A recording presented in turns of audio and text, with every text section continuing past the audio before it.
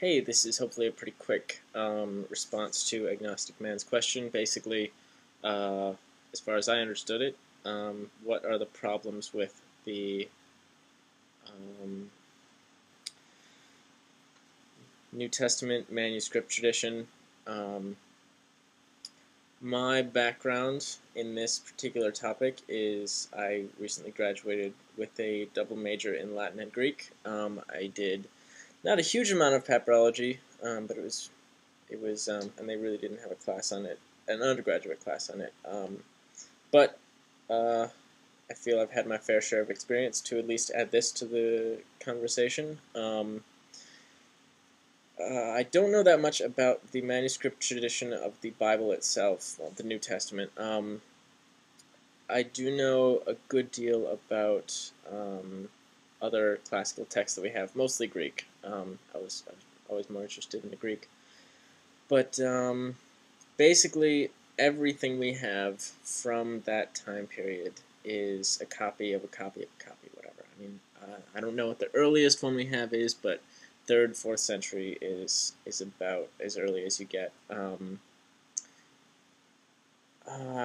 it's the way they copied them was either I guess I don't know how they did it in the Byzantine period, but anyway, before that period, it was dictation, so there would be one person reading the text to be copied up front, and I actually have no idea how many people, but I would guess 15, 20, maybe more, all writing vigorously, trying to keep up. So lots of mistakes happen. That's unavoidable. Low light, couldn't hear, uneducated. Usually, when you're comparing two manuscripts, and it's called the, what is it? More difficult reading, Legatio difficilior. I forget what the Latin is. I mean, that's a possibility of what it would be, but the actual technical term. But anyway, the more difficult reading, because the people copying these things were uneducated. They knew how to write, which was fairly unique for that time, but uneducated sometimes. And then, of course, there's also the problem of interpolation. I mean, a play of Euripides, one of the actors adds a couple lines or something, or I don't know. I mean, there are hundreds of different possibilities for why something happened, hundreds of different things that could happen, and what you have to do is just work with the information you've got and try to figure out what fits best. There are many lines, sentences, individual words that multiple possibilities, and we just don't know what the right answer is. Usually with poetry it's a little easier because it fits in nice metrical units. Can't really talk about that without getting into too much detail, or without making things too complicated. But anyway, I don't know, like I said, a lot about the manuscript tradition of the Bible. I'm assuming it's much larger than the manuscript tradition of the play of Euripides, even more than what Aristotle had. But it's also not what an entire religion is based off of.